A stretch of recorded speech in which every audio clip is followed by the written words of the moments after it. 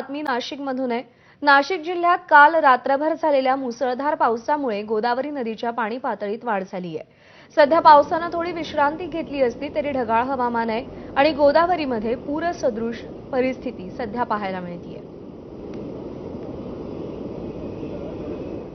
नाशिकची गोदावरी नदी सलग 13व्या दिवशीही प्रवाहित असल्याचं आपल्याला बघायला मिळतं आहे। 19 जूनला नाशिक शहर परिसरामध्ये मुसळधार पर्जन्यवृष्टी झालेली होती।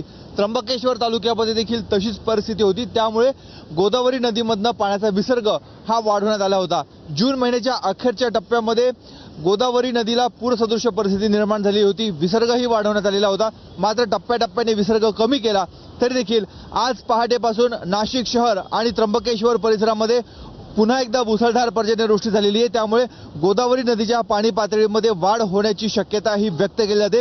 सध्या गंगापूर धरणामधनं 1360 क्युसेक वेगानं पाण्याचा विसर्ग सुरू आहे।